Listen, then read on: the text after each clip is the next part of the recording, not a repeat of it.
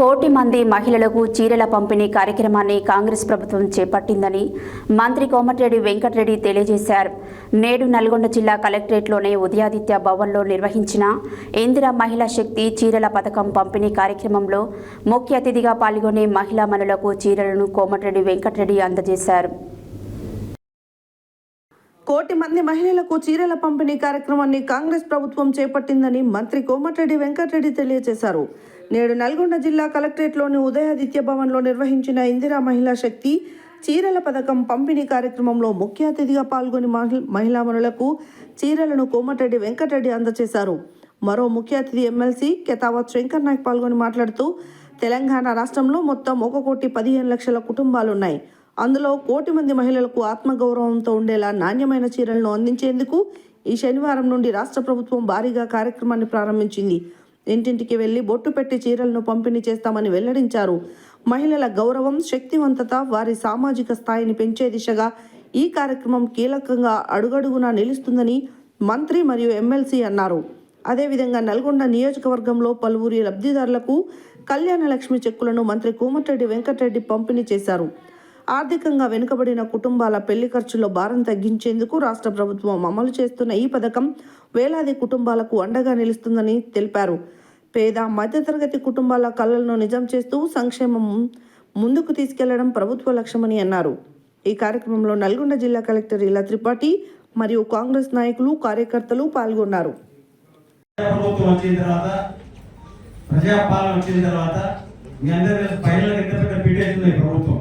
రేవంత్ రెడ్డి గారి ప్రభుత్వం గతంలో 10 సంవత్సరాలు మీరు పథకంలో చీరలు వేస్తే అవన్నీ ఎన్నో కామెంట్స్ వచ్చాయి. కానీ ఇప్పుడు చీర చూస్తే 800 రూపాయలకు చీర చాలా మంచి ఫైన్ క్వాలిటీ ఇస్తాం ఈ ప్రభుత్వం. కాబట్టి చీరలు రాకుండా కానీ గొడవ చేయాల్సిన అవసరం లేదు. ఇంకా రాకపోతే మా వెంకయ్య గారితో చెప్పి కొత్త కొనిస్తాం మీరు, కానీ మీరు గొడవ చేయకండి. ఎందుకంటే చీరలు మంచుతున్నాయి కాబట్టి. ఏదేమైనా సరే ఈ ప్రభుత్వం వచ్చిన తర్వాత మీ అందరికి మహిళలకు పెద్దపీట ఇస్తా ఉన్నారు. మహిళా సంఘాలకు వడ్డీలే రుణాలు ఇస్తా ఉన్నాడు ప్రభుత్వం.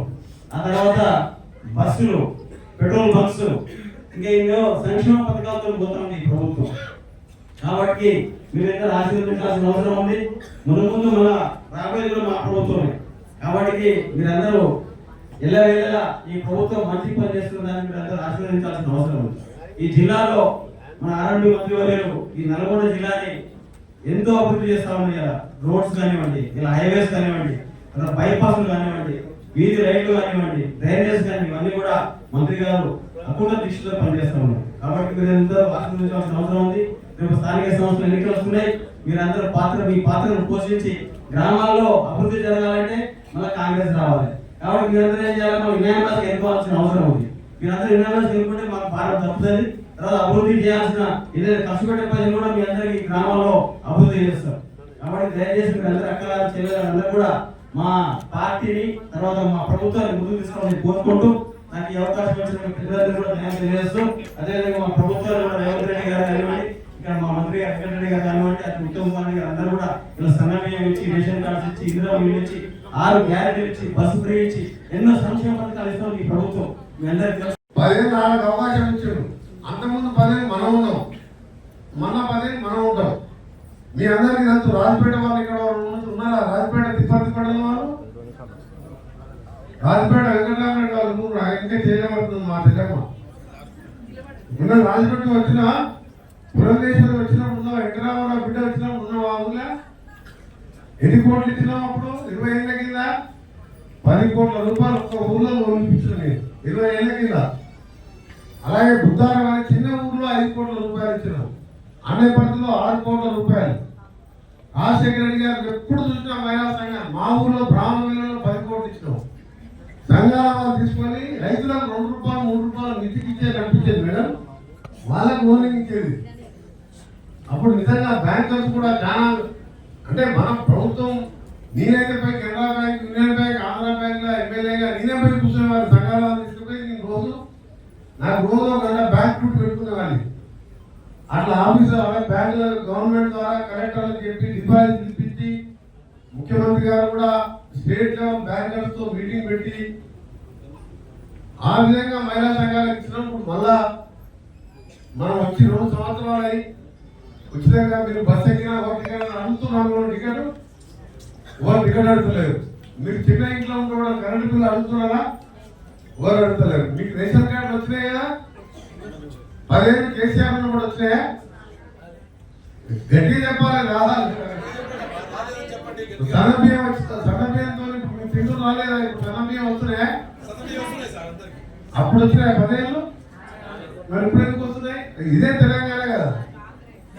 ఈ కాంగ్రెస్ కాబట్టి కరెంట్ చెప్పి కాంగ్రెస్ కాబట్టి ఇది ప్రజా ప్రభుత్వం. ఇందిరామ రాష్ట్రం సోనియా గాంధీ తెలంగాణ ఇచ్చింది మీకోసం, పేదోళ్ళ కోసం, పైసల కోసం కాదు, దొరల కోసం కాదు, నలుగురు లీడర్ల కోసం కాదు, ఏదో 4 రోడ్లు వేయగానే లీడర్ కాదు. పేదవాడు సంతోషంగా నవ్వుకుంటా, కళ్ళలో నీళ్లు రాకుండా 2 పూటల కడుపు నుండి అన్నం తింటూ పిల్లలకు చదివించాలి. 150 కోట్లతోని నల్గొండ నగరికల్లో 150 కోట్లు, మునుగోడ్ల 150 కోట్లు, మంచి మంచి హాస్టళ్లతోని రూమ్ కి 2 నలుగురు ఉండే విధంగా పెద్ద పెద్ద మన క్రికెట్ గ్రౌండ్లతో హాస్టల్ స్కూల్ అక్కడే ఉండే విధంగా 20,000 కోట్లతో స్కూల్ కడుతున్నాం. మన గవర్నమెంట్ హాస్పిటల్ చూసింది కదా, నల్గొండ హాస్పిటల్ మీరు ఎట్లయిందో, ఇప్పుడు మెడికల్ కాలేజ్ ఎట్లయిందో చూసింది కదా. హాస్పిటల్ కలెక్టర్ గారు ఎండబడి దాని అంత ఎక్విప్మెంట్ గవర్నమెంట్ పరంగా కొద్దిగా పెట్టించి దాదాపు 800 మంది డెలివరీస్ అవుతున్నాయి. ఇక్కడ హైదరాబాద్ లో ఉస్మానియా గాంధీ తర్వాత ఎక్కువ డెలివరీ అయితే గవర్నమెంట్ హాస్పిటల్ ఏదంటే నల్గొండ. లేటెస్ట్ గా కొన్ని ఆపరేషన్ చేస్తే బయట పోతే హైదరాబాద్ పోతే 3-4 లక్షలు అయిపోయింది. నల్గొండ హాస్పిటల్స్ ఉంటాయి, అది 2-3 లక్షలు బిల్ వేస్తారు. అలాంటి మిషన్ 1,50,00,000 పెట్టి అమెరికాకి వెళ్ళి తెప్పించింది నేను కలెక్టర్ గారు చెప్తే.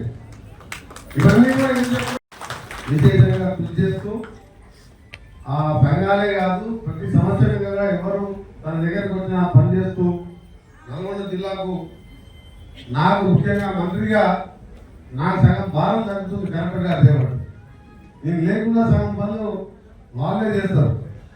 ఇప్పుడే చెప్పింది తెలుగునారు వ్యక్తులకు ఆయన కావాలి. మన నల్గొండ కాన్ఫరెన్స్ కాదు, మనం మీరు నన్ను తిట్టద్దు, మీరందరేమో మన కాన్ఫరెన్స్ వాళ్ళు ఎక్కడైనా సరే మనోళ్ళే కదా, పేదవాళ్ళే కదా అని చెప్పి అక్కడ ఒక ఎవరు వచ్చి ఈ సోలార్ ఇంటి మీద బ్యాటరీ అది మన బ్యాలెన్స్ పెట్టుకుంటే ఆ ఎన్జిఓ వాళ్ళు వచ్చి మన ఆ బ్యాటరీ నింపుకొని పోయి ఆ తర్వాత నెలకు 3 నుంచి 4,000, 5,000 వరకు వాళ్ళకు 50 కుటుంబాలకు ఆదాయం వస్తుంది. మీరు ఒక 50 లక్షల రూపాయలు ప్రతి ఫౌండేషన్ ఇవ్వాలని చెప్తే నేను వెంటనే ఇదే వాళ్ళకు కూర్చొని వాళ్ళకు పిలిపిస్తే నిజంగా నేను నమ్మలే. ఫస్ట్ కలెక్టర్ గారు చెప్తే ఈరోజు అది నిజమై కనీసం 3-4,000 ఆదాయం 50 కుటుంబాలకు వస్తుంది. నిజంగా ఈ సందర్భంగా కలెక్టర్ గారిని అభినందిస్తూ ఇది మన ముఖ్యమంత్రి గారు కూడా, రాష్ట్ర ప్రభుత్వం కూడా, మేమందరం మినిస్టర్స్ ఆలోచిస్తున్నాం. ఈ విధంగా మహిళలని కోటీశ్వరులు చేసే భాగంగా ఎన్నో కార్యక్రమాలు ఉన్నాయి. ఈ సోలార్ కూడా ఒకటి చేయాలని చెప్పి ముందుగా మన ముఖ్యమంత్రి గారు సొంత ఊరిలో కొండరెడ్డిపల్లి అని అచ్చంపేట దగ్గర అలా ఊళ్ళో అన్ని గ్రామాలకి అన్ని ఇళ్ళ మీద పెట్టడం జరిగింది. ఫ్యూచర్ లో కూడా తెలంగాణ రాష్ట్రంలో ఈ విధంగా పెట్టి స్వయం సంఘాలకు మహిళల్ని ఆర్థికంగా పైకి వచ్చే భాగం అదొక భాగం. నిజంగా ఒక మంచి కార్యక్రమం.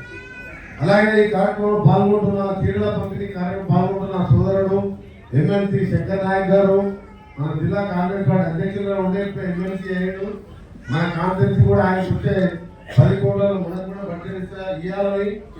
అలాగే జాయింట్ కలెక్టర్ శ్రీనివాస్ గారు, మన పీడీడీఆర్డీ శేఖర్ రెడ్డి గారికి, ఆర్డీఓ అశోక్ రెడ్డి గారు, మా సోదరు అఫీస్ ఖాన్ గారికి, మార్కెట్ చైర్మన్ రమేష్ గారు, సంపత్ రెడ్డి గారు, రామరెడ్డి గారికి, ఇంకా మార్కెట్ వైద్యులు వెంకటరెడ్డి గారు, మా సోదరుని మీ అందరి అధ్యక్షురాలు, మా చిన్నకాపురం అంటే నాకు ఎంతో ఇష్టమైన ఊరది.